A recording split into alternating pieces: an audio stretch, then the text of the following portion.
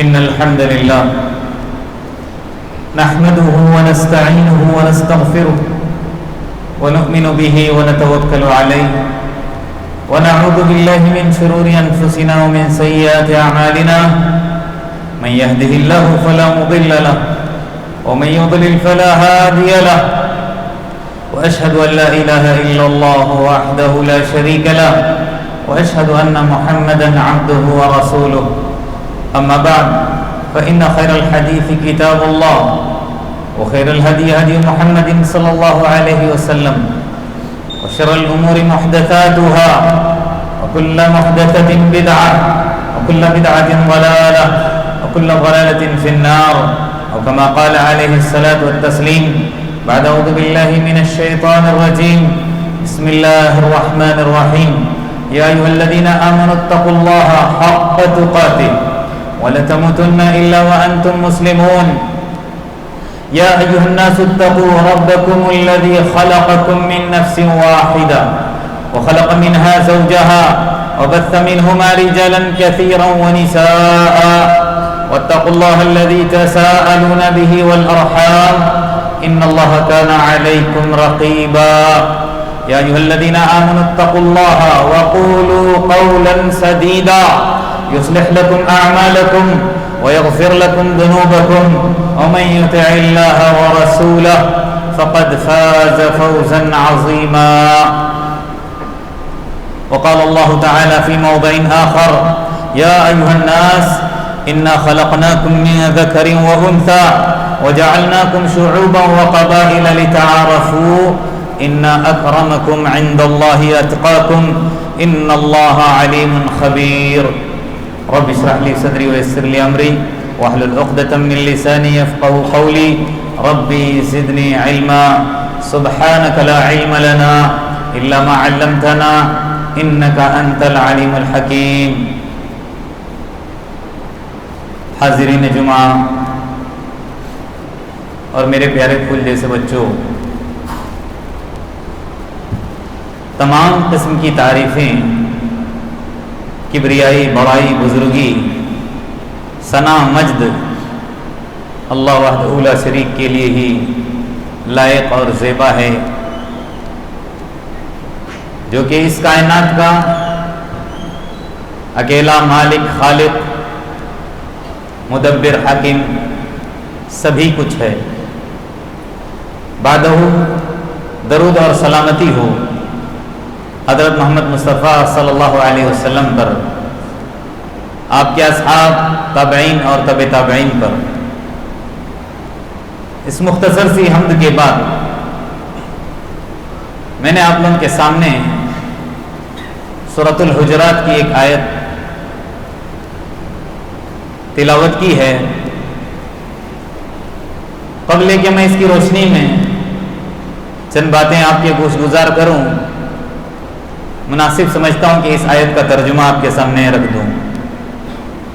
اللہ تبارک و تعالیٰ ساری انسانیت سے مخاطب ہو کر فرماتا ہے، لوگو ہم نے تم کو یعنی کہ ساری انسانیت کو ایک مرد اور ایک عورت سے پیدا کیا ہے، پھر ہم نے تم کو قبیلوں اور خاندانوں میں تقسیم کر دیا تاکہ تم ایک دوسرے کو پہچانو، جانو، اور آگے اللہ تبارک و تعالیٰ نے جو حقیقت ہے اس کو بیان کیا، ان اکرمکم عند اللہ اتقاکم۔ اگر اللہ کے نزدیک کسی کی وقت ہے، کسی کی قیمت ہے، کسی کا وزن ہے تو صرف تقویٰ ہے۔ اللہ تبارک و تعالی جاننے والا اور خبر رکھنے والا ہے۔ حضرات، جیسا کہ ہم جانتے ہیں کہ ساری انسانیت ایک خاندان ہے، ایک کنبہ ہے۔ ان کی اصل حضرت آدم علیہ السلام اور حوا علیہ السلام ہے۔ جتنی ہم انسانیت دیکھ رہے ہیں جب سے دنیا قائم ہے اور قیامت تک جتنی آنے والی ہے، اگر ہم اس کا سلسلہ نسب اگر کہیں جا کر جوڑتا ہے تو دیکھ لیں، غور کریں تو ہم کو معلوم ہو جائے گا کہ سب کا سلسلہ نسب کہاں سے جڑتا ہے؟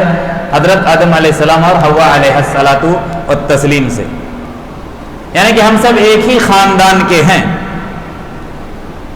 ایک ہی برادری کے ہیں، ایک ہی سب کا کنبہ ہے، لیکن پھر بھی اللہ تبارک و تعالیٰ نے ہم سبوں کو خاندانوں کے اندر، قبیلوں کے اندر، نسب کے اندر تقسیم کر دیا۔ یہ اس لیے نہیں کیا کہ میں فلانا خاندان کا ہوں کہ جھوٹا فخر کروں، میں فلانی برادری سے ہوں، میں فلانی بستی کا ہوں، میں عرب ہوں، میں فلانا ہوں، نہ۔ اللہ تبارک و تعالیٰ نے ہم لوگوں کو جو خاندانوں کے اندر تقسیم کیا ہے تاکہ ہمارے اندر تعاون کا جذبہ پیدا ہو، ہم ایک دوسرے کے کام آ سکیں، ایک دوسرے کا ساتھ دے سکیں، ایک دوسرے کے ساتھ رشتہ داری کو نبھا سکیں، اس لیے اللہ تبارک و تعالیٰ نے ہم کو خاندانوں کے اندر تقسیم کیا ہے، دوسرا کوئی مقصد نہیں ہے۔ اگر خاندان اللہ کے نزدیک وقت رکھتا تو اللہ تبارک و تعالیٰ اسی آیت کے اندر یہ نہ فرماتا کہ میرا اور آپ کی وقت اللہ کے نزدیک اگر ہے تو صرف کیا ہے؟ تقوی کی بنیاد ہے، تقوی ہے۔ اللہ کے رسول صلی اللہ علیہ وسلم سے بخاری کی روایت ہے، ایک مرتبہ پوچھا گیا اللہ کے نزدیک سب سے باعزت انسان، عزت والا کون ہے؟ اللہ کے رسول صلی اللہ علیہ وسلم نے فرمایا اللہ کے نزدیک سب سے عزت والا انسان وہ ہے جو اللہ سے بہت زیادہ ڈرتا ہے، جس کے اندر اللہ کا ڈر ہے، خوف ہے، اللہ کے نزدیک اسی کی وقت ہے۔ اللہ نے اس میں فرما بھی دیا کہ ان اکرمکم عند اللہ اتقاکم، اگر میری اور آپ کی وقت ہے اللہ کے نزدیک تو وہ کس چیز کی ہے؟ تقوی ہے، ورنہ اگر ہمارے اندر تقوی نہیں ہے تو پھر اللہ کے نزدیک ہماری کچھ بھی وقت نہیں ہے۔ کوئی خاندان، کوئی قبیلہ اللہ کے نزدیک وقت نہیں رکھتا۔ خاندان کی اگر بنیاد پر انسان جنت میں چلا جاتا اور اللہ کا محبوب ہوتا تو اللہ کے رسول صلی اللہ علیہ وسلم اپنے گھر والوں کو یہ نہ کہتے کہ اے عائشہ، اے فاطمہ، کل کو میں تم کو بچا نہیں سکتا، لہذا اپنے آپ کو تم جہنم کی آگ سے بچاؤ، کیوں کہتے؟ صرف اس بنیاد پر کہ اللہ کے نزدیک اگر کوئی اپنے آپ کو بچا سکتا ہے تو صرف وہ تقوی کی بنیاد پر۔ اللہ تبارک و تعالیٰ سورہ نساء کے اندر فرماتا ہے، ہر خطبے کے اندر ہم پڑھتے ہیں، چاہے خطبہ جمعہ ہو یا خطبہ نکاح ہو، ابھی میں نے آپ لوگوں کے سامنے تلاوت بھی کی سورہ نساء کی پہلی آیت، اللہ فرماتا ہے یا ایھا الناس، اے لوگو، یہاں پر بھی اللہ تقوی کی ہم لوگوں کو وصیت کرا، اتقوا ربکم، تم اپنے پروردگار سے، اپنے رب سے ڈرو، الذی خلقکم من نفس واحدہ، جس نے تم کو ایک نفس سے پیدا کیا، ایک جان سے، یعنی کہ ہماری ابتدا حضرت آدم علیہ السلام سے ہے۔ اللہ تبارک و تعالیٰ نے اپنے ہاتھوں سے آدم علیہ السلام کو پیدا کیا، پھر ان کی پسلی سے ان کی گھر والی کو حضرت حوا علیہ الصلاۃ والتسلیم کو پیدا کیا۔ اللہ کہتا ہے اتقوا ربکم الذی خلقکم من نفس واحدہ وخلق منها زوجہا، اور اسی سے یعنی کہ آدم علیہ السلام سے ان کی بیوی کو پیدا کیا، پھر جو آج ہم دیکھ رہے ہیں ساری انسانیت، وبث منہما، ان دونوں سے پھر اللہ تبارک و تعالیٰ نے کنبہ اور خاندان کو ترقی دی، بڑھا دیا، وبث منہما رجالا کثیرا ونساء، بہت سارے انسان مرد ہوں یا عورتیں ہم دیکھ رہے ہیں، اللہ تبارک و تعالیٰ نے ان دونوں سے ہی پھیلا دیا۔ پھر آگے اللہ فرماتا ہے واتقوا اللہ، اللہ سے ڈرو، الذی تساءلون بہ، جس کا واسطہ دے کر تم کیا کرتے ہو؟ مانگا کرتے ہو۔ اور حقیقت ہے ایک انسان اپنی ضرورت دوسرے انسان کے سامنے اگر ایسے رکھے گا تو کبھی بھی وہ اس کی ضرورت پورا نہیں کر سکتا۔ جب وہ اس کو اللہ کا واسطہ دیتا ہے تو یہ اللہ کا واسطہ اللہ کے نام پہ دے دو، یا اللہ کا واسطہ دے کر اللہ کی عظمت سامنے والے کے دل کے اندر رہنے کی وجہ سے وہ کیا کرتا ہے؟ فوراً اپنا ہاتھ کھول دیتا ہے اور دے دیتا ہے۔ حقیقت ہے اللہ تبارک و تعالیٰ کہہ رہا ہے اتقوا اللہ، اللہ سے ڈرو، الذی تساءلون بہ والارحام، جس کا واسطہ دے کر تم آپس میں کیا کرتے ہو؟ اپنی حاجتوں کو ایک دوسرے سے طلب کرتے ہو۔ ارے مسلمان تو مسلمان، اغیار بھی آج اپنا بھیس بدل کر مسلمانوں کے گھروں کے پاس آ کر اللہ کا واسطہ دے کر مانگتے ہیں، اور انسان کا جو مسلمان کا دل پسیج جاتا ہے اور کیا کرتا ہے؟ وہ اللہ کا واسطہ دینے کی وجہ سے اٹھا کر دے دیتا ہے۔ اللہ کہہ رہا ہے اس اللہ سے تم کیا کرو؟ ڈرو۔ لیکن آج مجھے اصل آپ لوگوں کو بتانا ہے وہ صلہ رحمی کے تعلق سے۔ اسی آیت کے اندر اللہ تبارک و تعالیٰ کیا کہہ رہا ہے؟ والارحام، اور رشتہ داری کو کاٹنے سے بچو۔ یہاں بہت زبردست بات اللہ تبارک و تعالیٰ کہہ رہا ہے، اللہ نے ہم لوگوں کو تقسیم کیا ہے تاکہ ہم آپس میں ایک دوسرے سے جڑے رہیں، ایک دوسرے کے ساتھ نرمی اور بھلائی کا معاملہ کریں، تعاون کا معاملہ کریں، ایک دوسرے کی مدد کریں، ایک دوسرے کے کام آنے والے بن جائیں. تو اللہ تبارک و تعالیٰ اپنا تقوی، اپنا ڈر اور تقوی کے مطلب وصیت کرتے ہوئے اللہ تبارک و تعالیٰ کہہ رہا ہے کہ والارحام، رشتہ کاٹنے سے کیا کرو تم؟ گریز کرو. اور مومنین کی صفات ہی ایسی ہے کہ ایک دوسرے کے کام آتے ہیں، ایک دوسرے کے ساتھ جڑتے ہیں اور جوڑنے کی لوگوں کو کیا کرتے ہیں؟ کوشش کرتے ہیں. اللہ ایک جگہ فرماتا ہے والذین یصلون، مومنین کون ہیں؟ والذین یصلون، جو کیا کرتے ہیں؟ رشتوں کو جوڑتے ہیں. ما امر اللہ بہ ان یوصل، جس کا اللہ تبارک و تعالیٰ نے جوڑنے کا حکم دیا ہے. اور ان کی صفات کیا ہے مومنین کی؟ وَيَخْشَوْنَ رَبَّهُمْ، وہ اپنے رب سے ڈرتے ہیں. وَيَخَافُونَ سُوءَ الْحِسَابِ، اور برے حساب سے بھی ان کے دلوں کے اندر کیا ہے؟ ڈر ہے، خوف. اللہ کا بھی ڈر ہے، اور کل اللہ تبارک و تعالیٰ ہماری پکڑ نہ کرے، گرفت نہ کرے، سخت ہمارا حساب نہ ہو، اس بات سے بھی کیا کرتے ہیں مومنین؟ ڈرتے ہیں. اور منافقین، اللہ کے نافرمان، ان کا کام ہے رشتوں کو توڑنا، رشتہ داری کے اندر درار پیدا کرنا، لوگوں کو جوڑنے کے بجائے آپس میں کاٹنے کی کوشش کرتے ہو. ان کی فکریں یہی ہوتی ہیں.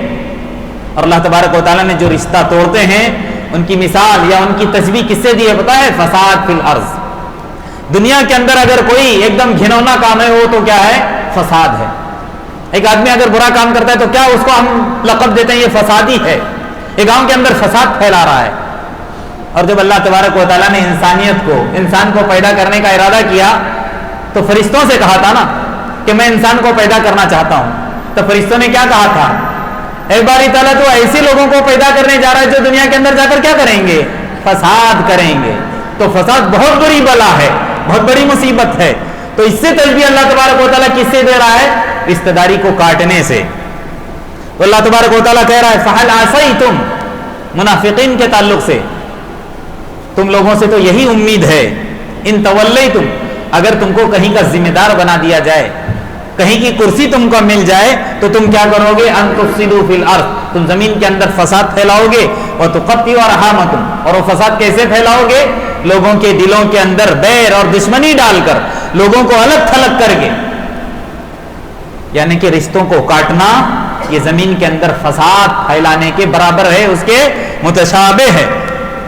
اللہ تبارک و تعالیٰ ایسوں کے تعلق سے فرماتا ہے اولئک الذین لعنہم اللہ، یہی لوگ ہیں، ملعونین ہیں، جن پر اللہ کی لعنتیں ہیں. اللہ ان سے کبھی خوش نہیں ہوتا جو رشتوں کو کیا کرتے ہیں؟ کاٹتے ہیں. اولئک الذین لعنہم اللہ، یہی لوگ ہیں جن پر اللہ تبارک و تعالیٰ نے لعنت بھیجی ہے. اللہ کے رسول صلی اللہ علیہ وسلم کی سیرت سے کون واقف نہیں؟ اللہ کے رسول صلی اللہ علیہ وسلم آئے ہی تھے دنیا کے اندر لوگوں کو جوڑنے کے لیے، بندوں کو اللہ سے جوڑنے کے لیے، بندوں کو آپس میں محبت اور الفت کے ساتھ رہنے کے لیے. اس طرح ہی کی ذمہ داری اللہ تبارک و تعالیٰ نے ان کے اوپر سونپی تھی اور اسی کام کے لیے آئے تھے. جب اللہ تبارک و تعالیٰ نے یہ آیت اتاری وَأَنذِرْ عَشِيرَتَكَ الْأَقْرَبِينَ، اے نبی تو اپنے رشتہ داروں کو ڈرا دے، دھمکا دے.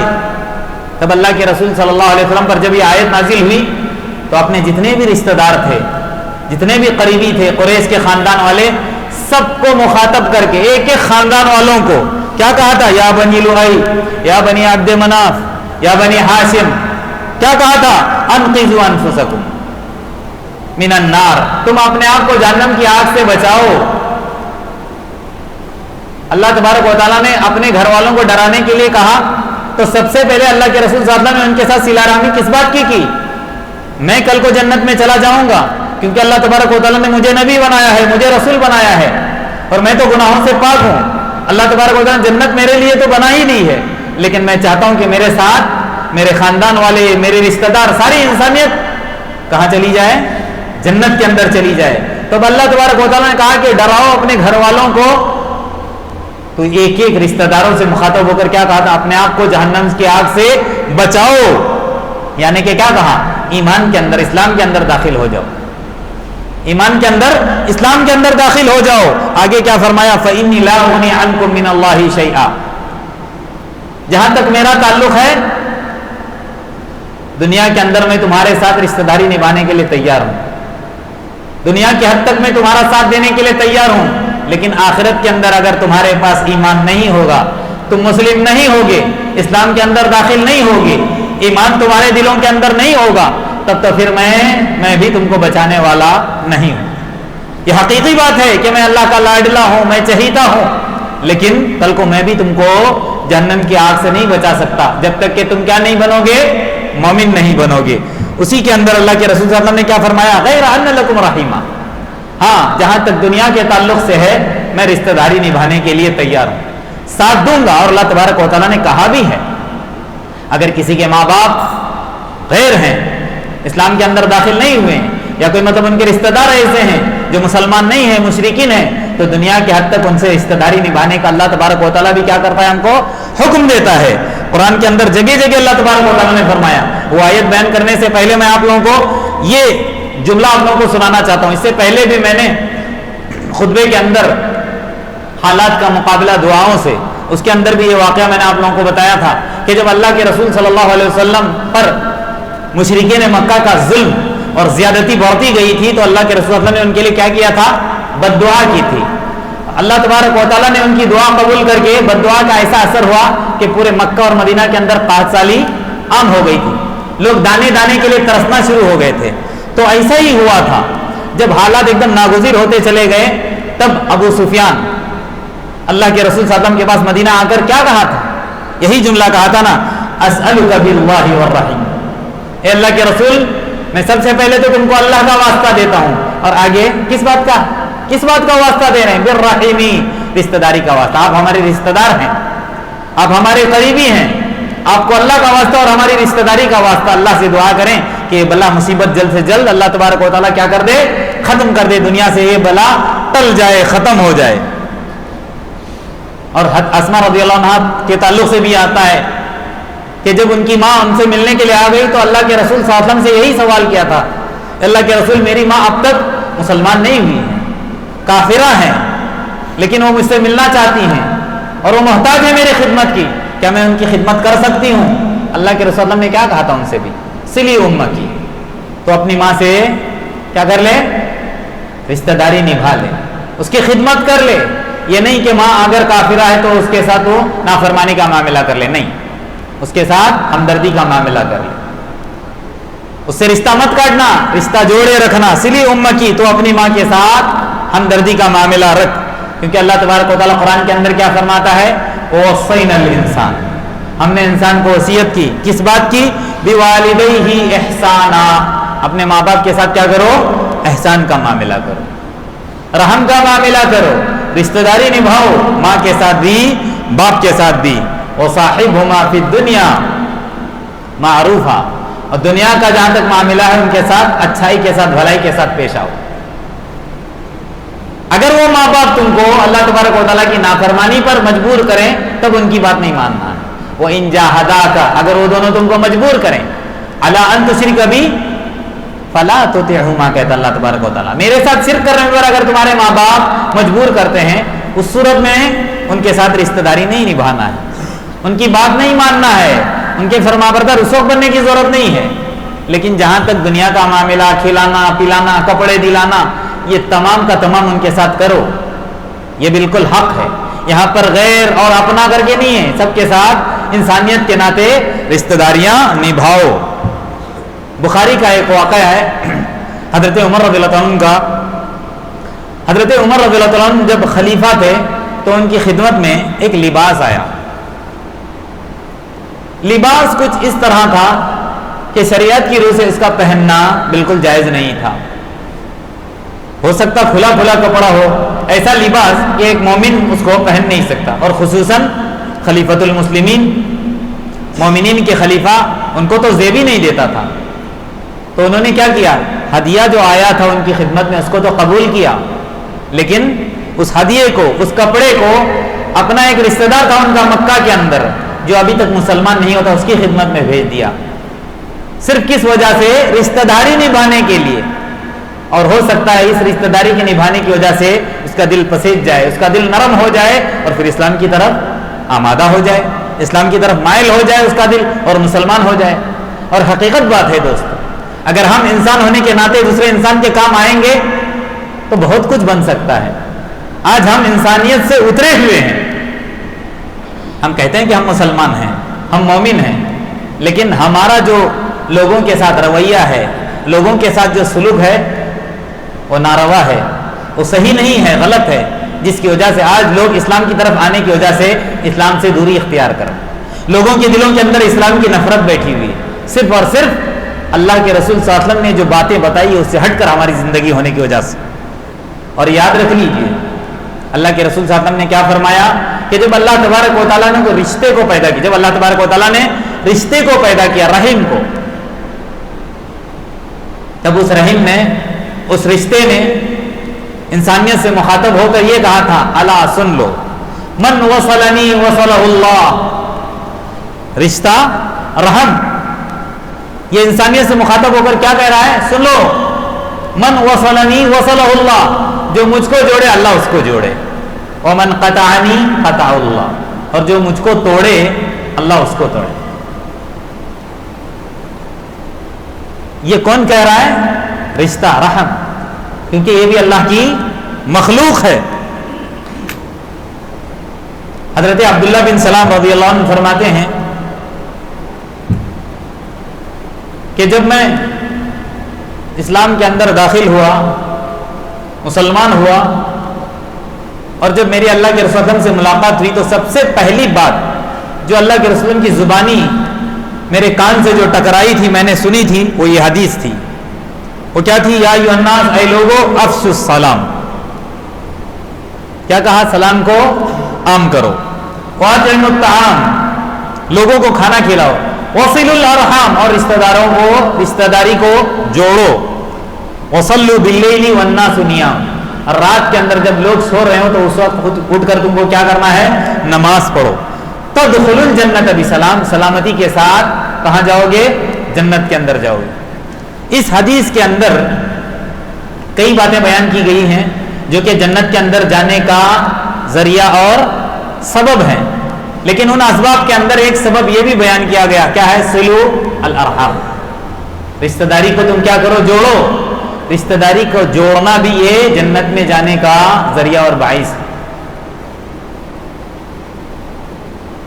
اور جہاں تک ہم کہتے ہیں کہ آج ہماری عمر کے اندر برکتیں نہیں ہیں، رزق کے اندر برکتیں نہیں ہیں، کاروبار ٹھپ پڑا ہوا ہے، انسان جب کاروبار اس کا ٹھپ پڑتا ہے تو اس کی نگاہ مادی اسباب پر جاتی ہے، وہ فوراً سمجھتا ہے فلانا جو سامان میں بیچ رہا ہوں آج کل اس کی ویلیو ذرا کم ہو گئی، چلو سامان بدل دیتا ہوں، ہو سکتا ہے میرا کاروبار اچھا ہو۔ جو دنیا کے اعتبار سے اسباب ہوتے ہیں وہی تو اس پر ہی اس کی نگاہ جائے گی نا، اور وہی سمجھتا ہے اسی کی وجہ سے میرے کاروبار کے اندر بے برکتی ہے، نقصان ہو رہا ہے۔ نہ، ایسا نہیں۔ بعض دفعہ چیزیں میں بیچتا ہوں، آپ بیچتے ہیں، اس کے اندر برکت نہیں ہوتی، اور دوسرا بیچتا ہے بڑی مقدار کے اندر بیچتا ہے، ایسا کیوں ہے؟ وجہ جان لیجئے۔ عمر کے اندر بے برکتی اور کاروبار کے اندر بے برکتی بھی رشتوں کو توڑنے کی وجہ سے ہوتی ہے۔ کبھی غور کیا آپ لوگوں نے؟ اللہ کے رسول صلی اللہ علیہ وسلم نے فرمایا، من احب، جو انسان چاہتا ہے، ان یبسط له فی رزقی، کہ اس کی رزق کے اندر برکت ہو، ویمسع له فی اثری، اور اس کی عمر کے اندر برکت ہو، فلیصل رحمہ، چاہیے کہ وہ رشتہ داری نبھائے۔ آپ رشتہ داری نبھاؤ، اللہ غیب سے آپ کی روزی کے اندر برکت دے گا۔ آپ رشتہ داریوں کو نبھاؤ، اللہ تبارک و تعالیٰ آپ کی عمر کے اندر کیا کرے گا؟ برکت دے گا۔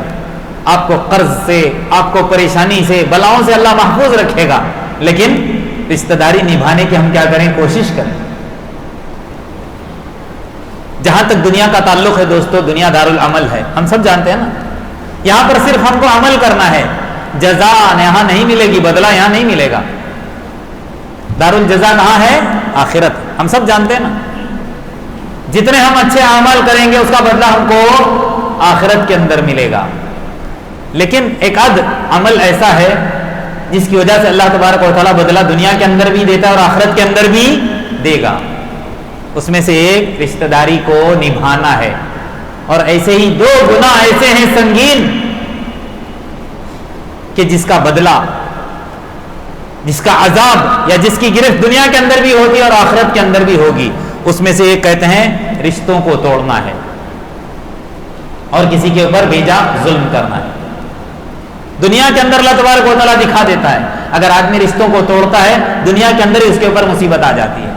پھر انسان روتا ہے, شکوہ شکایتیں کرتے پھرتا ہے, لیکن کبھی غور نہیں کرتا کہ کیا وجہ ہے جس کی وجہ سے آج میں پکڑ میں ہوں, یہ مصیبت میرے اوپر آن پڑی ہے. لہٰذا ہم کو ہر گوشے کو تلاش کرنا ہوگا, ہر کونے کو دیکھنا ہوگا کہ آج میرے ساتھ اس طرح ہو رہا ہے, یا دنیا کے اندر یہ حالات ہیں, کیا کیا وجوہات ہیں. اگر ہم غور کریں گے تو معلوم ہو جائے. پھر جتنی وجوہات پر آج ہم پکڑے گئے ہیں ان وجوہات کو ہم کیا کرتے چلیں, چھوڑتے چلیں, ان گناہوں سے باز آتے چلیں, اللہ سے معافی مانگے, توبہ کریں. اللہ کی ذات سے امید ہے وہ پریشانیاں, بلائیں, آفتیں اللہ تبارک و تعالیٰ کیا کرے گا, جلد سے جلد ختم کرے گا. اور جہاں تک رشتہ داروں کو جوڑنے کے تعلق سے ہے, اللہ کے رسول نے کتنی زبردست بات کہی ہے, دھیان سے سن لیجئے. تعلموا من انسابکم, کہا اللہ کے رسول نے. ہم تو رشتہ دار کس کو سمجھتے ہیں, ابا, ابا کے بھائی, اماں, اماں کے بھائی, اماں کی بہنیں, بس قریب تھوڑا بہت دیکھ لیتے ہیں کہ یہ میرے رشتہ دار ہیں. لیکن اللہ کے رسول نے کیا فرمایا, تعلموا من انسابکم ما تصلون به ارحامکم, تلاش کرو تم کہاں تک تمہارا سلسلہ نسب پہنچتا ہے, سیکھ لو, جان لو تمہارے نسب کو. ما تصلون به ارحامکم, تاکہ تم اس کی وجہ سے ان لوگوں کے ساتھ کیا کر سکو, رشتہ داری نبھا سکو. دور دور کے بھی اگر تمہارے رشتہ دار ہیں, خاندان سے جڑتے ہیں, ان سے بھی تم کیا ہے, نرمی کا معاملہ کرو, تعاون کا معاملہ کرو, ان کے کام آیا کرو. یہ اللہ کے رسول کی تعلیم ہے. تقاضے صلہ رحم میں سے چند باتیں میں آپ لوگوں کے سامنے بیان کر کے اپنی بات ختم کرتا ہوں. صلہ رحمی کے تقاضوں میں سے ایک تقاضا سب سے پہلے کیا ہے, رشتہ داروں کے یہاں آنا جانا.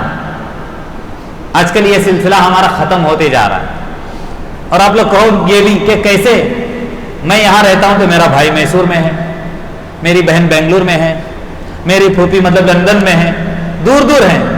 یاد رکھ لیجئے فاصلے بہت دور ہیں, لیکن ذرائع اور اسباب ایسے بنے ہوئے ہیں کہ قربتیں آٹومیٹکلی قریب آتے جا رہے ہیں. یعنی انسان دور ہو کر بھی قریب ہو رہا ہے. موبائل کا زمانہ آ گیا, واٹس ایپ کا زمانہ آ گیا, انٹرنیٹ کا زمانہ آ گیا. آدمی دور رہتے ہوئے بھی قریب ہے, ایک دوسرے کو دیکھ کر بات کر سکتا ہے.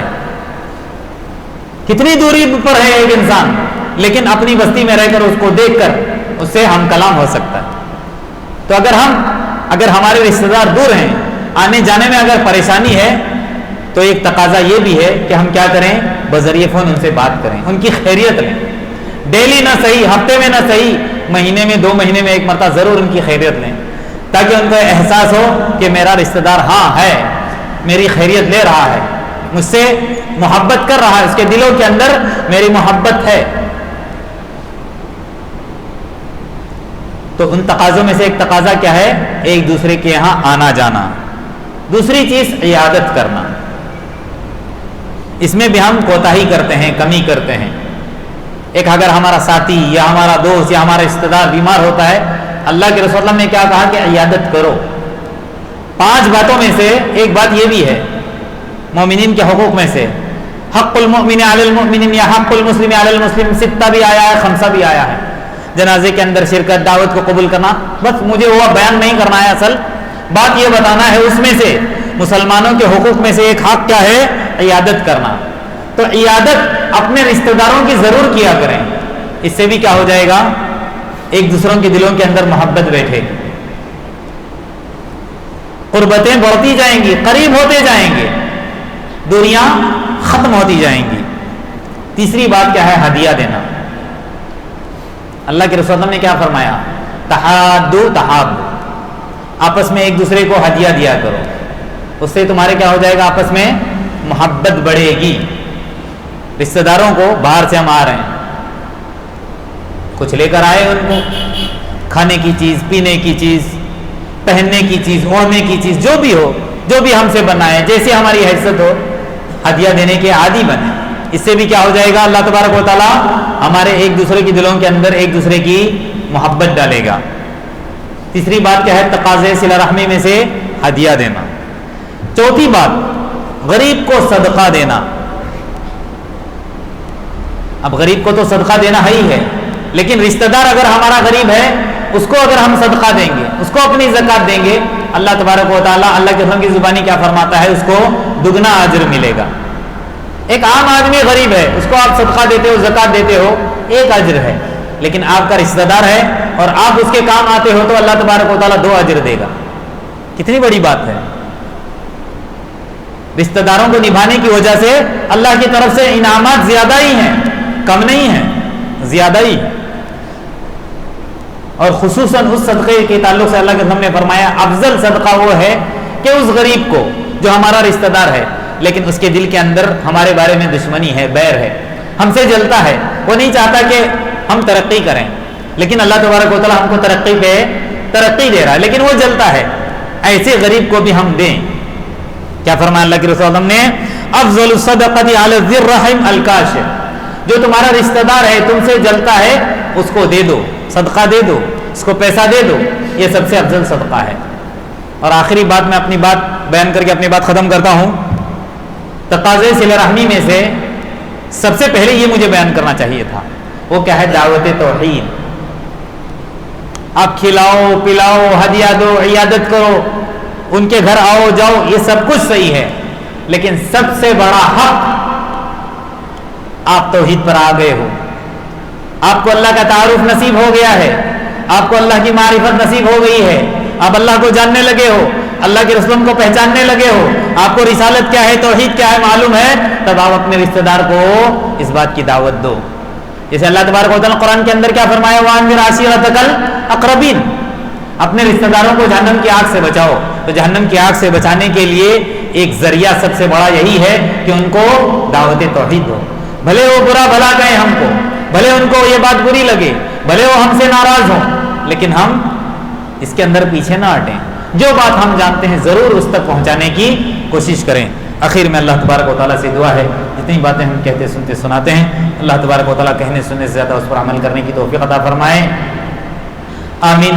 بارک اللہ لی ولکم فی القرآن العظیم ونفعنی وإیاکم بما فیہ من الآیات والذکر الحکیم۔ اقول قولی ھذا واستغفر اللہ لی ولکم ولسائر المسلمین من کل ذنب فاستغفروہ انہ هو الغفور الرحیم۔